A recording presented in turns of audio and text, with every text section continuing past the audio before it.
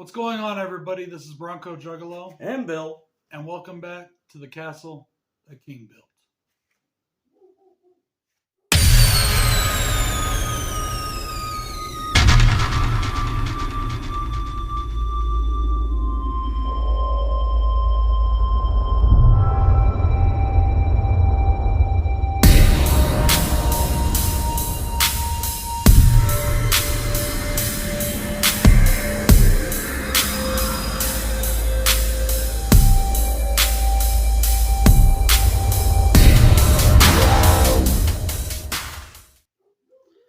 Guys, today we are discussing a film that covers one of my favorite books of all time. In fact, it is my favorite book of all time. Nice. Next to, like, the Bible. This is my absolute favorite Your novel. Your favorite fiction. Yeah, it's my favorite novel, my favorite book. I absolutely love it. Today we are going over It, Chapter 1. Now, this was directed by Andy, I'm going to say this wrong, probably Muschietti, I think. It came out in 2017.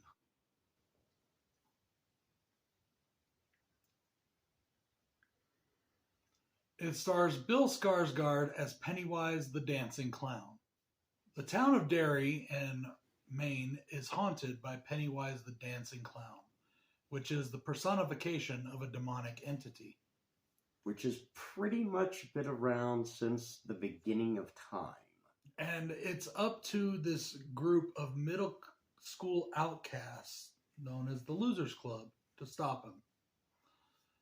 Now, as I said, this is based on my favorite Stephen King book of all time. This is my favorite novel of all time. I love this book.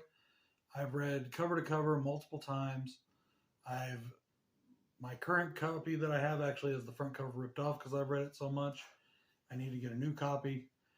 And this is a book that I hold near and dear to my heart. So near and dear, in fact, that the 1991 film, or miniseries, I should say, even though Tim Curry does an admirable job, yes, it, to me, falls incredibly short of the mark. Extremely short.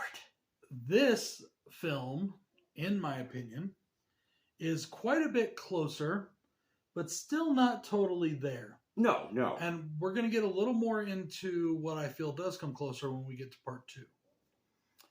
But there was a lot of things that at the beginning, when I first watched this film for the first time, I've seen it 3 times now.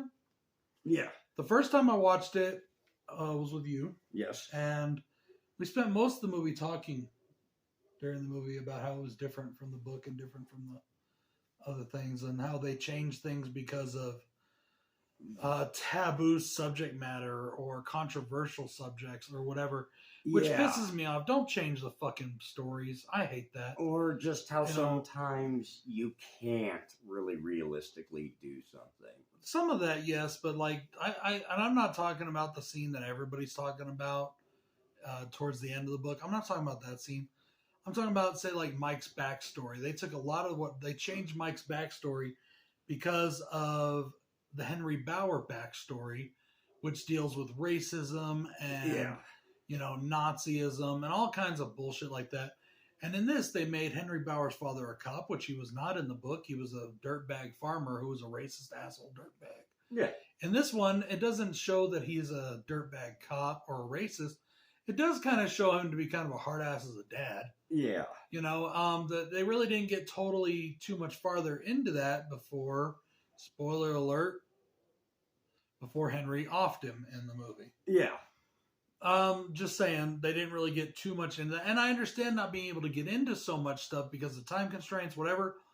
But don't change the backstories of characters just to fit your political or social agendas. That bothers me. Or just because people would bitch about it. Yeah, don't do that. Or be offended. No. And I don't think I've said this before, but I will say it now.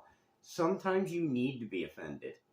If you're not offended by certain things, you're not thinking. There's something wrong with you. No. Certain things, like especially with history, you're supposed to be offended by it. It's so it doesn't happen again. Yeah. So, anyways, though, all that aside, this is still closer to the book than we got in the 91 version. Another point, too. This is not a remake. Everybody calls it that. Everybody calls this the remake of It. It is not. The 91 It is a mini series. Yes, made for it is TV not miniseries. a motion picture. It is not a movie. It is not an official movie. It is not an official motion picture. This is the original motion picture of the movie It. Yes. Sorry, not a remake. Don't agree. Too bad. Not trying to be belligerent or anything. Just I hear that all the time.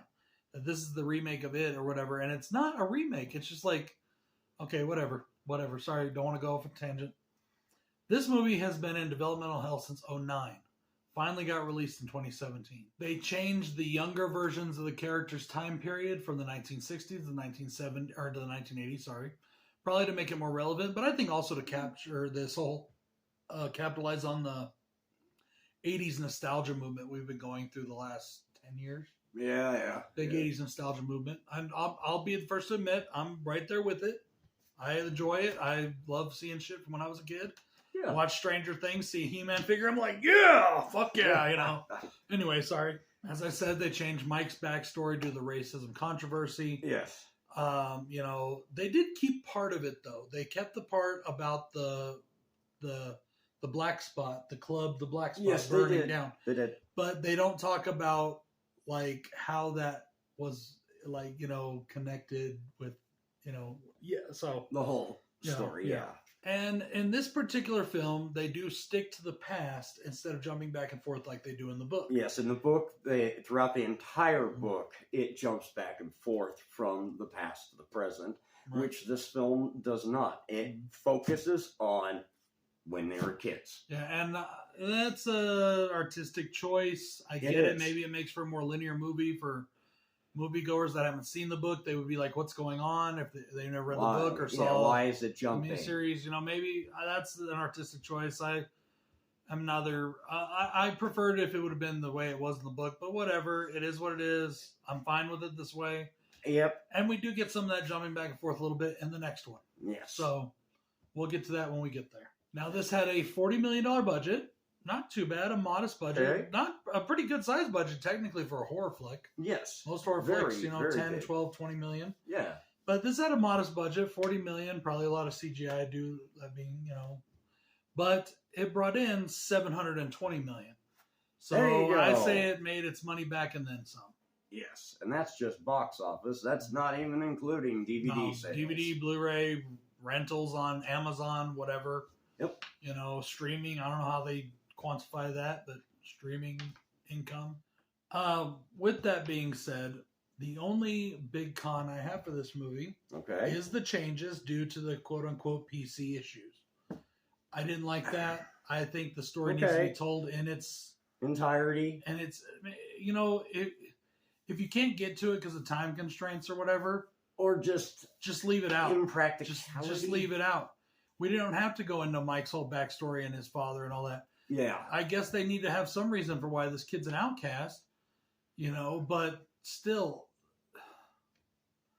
it just bothers me. It bothers the shit out of me when they do that to the characters, when they change things like that. You know, I just, especially to something that's as beloved as this is to me, it bothers me. Don't mess with my losers, man. I love these guys. I think, that's my one and only con. What about you, Bill? I don't have any cons for this movie. I think this is a well-done film, especially, you know, I still like the Tim Curry one. I still do. But this one was just done way better. And, well, I'm going to lead off then with pros here. And it's a pro that we do get at least, and this is something that we really can't go into. Neither the TV miniseries nor this one went into this part of the story, which was the turtle. But it does pay a little homage to the turtle. If you're not paying attention and you've never read this book, you'll just miss it. There's a little turtle Lego, and that's the little shout out to the turtle that barfed up the universe. And that part of the book is probably where King did a few lines of coke. Yes, this was in his drug-induced days. I still love that. I still love that in the book. I love that element of the story. But it would be so hard to make it make sense. It's basically that the turtle is God personified as this turtle-looking being that. And he gets sick one day and he throws up the universe. But it's just, it is what it is. It's a fucked up I creation get story. why they left it out of this and out of the miniseries because, like I said, unless you read that book, you're not going to get that at all. Just like, oh my God, what the hell is this? It's going from this kind of straightforward, evil, demonic clown kind of movie to like total existential fucking shit that people are like, huh? Yeah. I get it. Yeah. I get why they would leave it out. Yeah. Visually, it just be hard to make any sense, but I do love that we get a little homage to that turtle. Mm-hmm. Just like I said, you'd miss it if you weren't paying attention. The little tiny Lego turtle. Mm-hmm. My first pro is the casting of this film. This is a pro of mine as well. Everybody knows about Skarsgård, Pennywise. In my opinion, he personifies Pennywise. He does the best Pennywise. Tim Curry is awesome. Skarsgård is my guy. I love him. I love Tim Curry. He's great, but I just think Skarsgård came off to me as way creepier, way scarier. Scarier, yeah. Creepier, I'd have to. That's just me. Maybe definitely scarier, but creepier. He was really damn. It's not just creepy. The casting of Bill Skarsgård; it's the casting of everybody that played the Losers Club. Yes. If you read the books and put these actors, it's perfect casting. Every single one. Stanley is on the money. Eddie Kasbrak on the money. Richie Tozier on the money. Bill on the money. Ben on the money. Mike on the money. Beverly definitely on the money. Definitely. They casted perfectly for Beverly. I don't know if they had to dye this girl's hair red or what, but she was Beverly personified. When I read this book and then I watched the movie, now she is what I've been picturing in my mind the whole time. Yep. As a kid, the child actors. We'll get into the adult actors in the next film. Yes, we don't see them till then. No. Also, though, for me, the standout is, I don't even got his name written down. I should have wrote it down. The guy that plays Henry Bauer. Oh, yeah. He plays progressing psychotic extremely well. Sociopath. You watch him just going, but you watch him going from being sociopath to being full out psychotic. Narcissism. You watch the downward spiral in a very short period of time with this guy, and I think he does a great job. Oh, yeah. My next pro for this film is the music score. This is just an amazing film, especially the scene where they're cleaning up the bathroom of the blood that the father can't see. That music that they play during that scene is very, very awesome for that situation. And the whole movie, the score is very well done, very well thought of. And speaking of the scene of the bathroom that the blood that the father can't see, yes, that is a pro of mine. To me, that scene, those exact scenes, that little group, what the hell is not scenario, whatever. You know what I'm trying to say, what I'm thinking of. That grouping of scenes, that entire plot point there was the perfect example of how it is translated well from book to film. Yes. That right there, as I said when I talked about Beverly, what's in my mind, that scene is what is in my mind when I am reading that book. They did it perfectly. They interpreted it perfectly. I loved it. It was done so well, so creepy, so disgusting. It really resonated with me on a very personal level because to me, that is the scene where it's one of the creepiest scenes in the book for me because we've all been in the bathroom at night and heard things.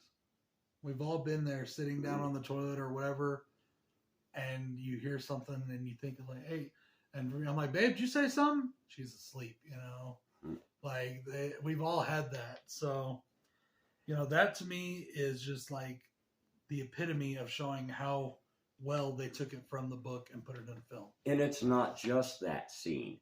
The leper as well was amazingly done. Yes. Also, when they invade Pennywise's house, that is how that looked in my mind.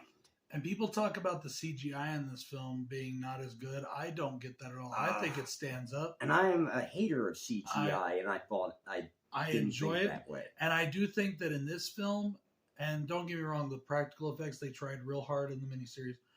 But with this film, to really get some of those more extreme kind of scenarios, you kind of need the CGI in it. Some of it you do. You know, they can do so much with practical, but there's some pretty out there shit going on in this movie. It's you know? Stephen King. What do you expect? Yeah.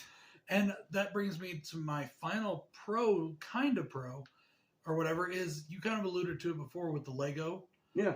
There is so many Easter eggs to the plot points they were not able to show. Yes. Like the movie theater. In the book, it talks about how Richie Tozier loved the movie theater.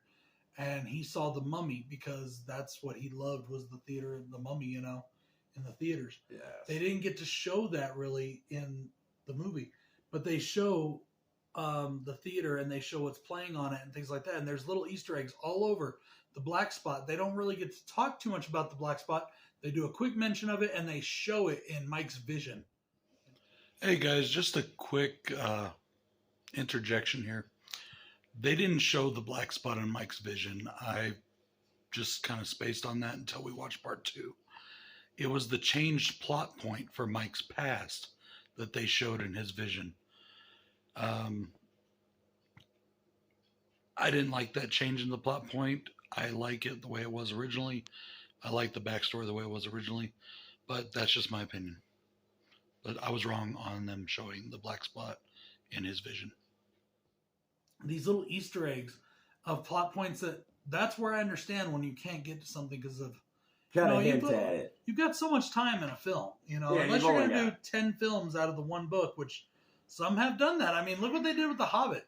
They made 3 films out of one book, and I'm glad they did because I love those movies, but still, you know, there's just so much that you can get to sometimes. So I'm glad they put those little Easter eggs in to allude to the plot points they couldn't get to. You know, I had so much more fun with this movie my 3rd time watching it than I did my first 2 times. I'm very impressed with this film. I love it a lot. I don't know if I like it as much as I like the second one, but we're going to get to that next week too. Yeah, we'll get to it. Next time we get to this, I'm not sure exactly when that's coming out, but we'll get there. Yeah.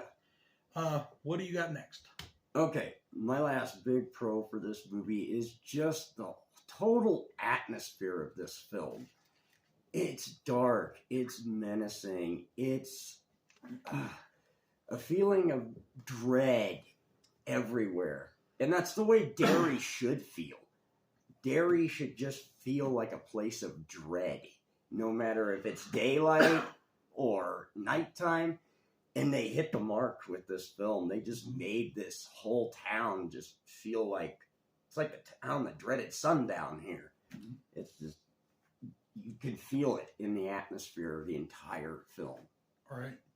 I completely agree with you. And nowhere do I think that is personified even more is when they do the deadlights. Yes. When they show like Beverly being, and that's where CGI comes in handy because I think they do that so well with the deadlights and them just kind of like floating there and kind of looking up because they've been completely just, their minds are gone. They've been basically wiped. And it takes a lot to bring them back, as you see in the film, you know, or read in the book. Did they get to the giant spider? Not yet. Stay tuned to part 2. Guys, this has been an awesome Castle of the King build. At least we think so. Hell yeah. I had a lot of fun with this movie. Can't wait to get to part 2, which we'll try not to make it as far and in between as last time. It's just been hectic lately, guys. Sorry about that. This is Bronco Juggalo saying, keep reading, keep watching. Peace out. And Bill saying good night.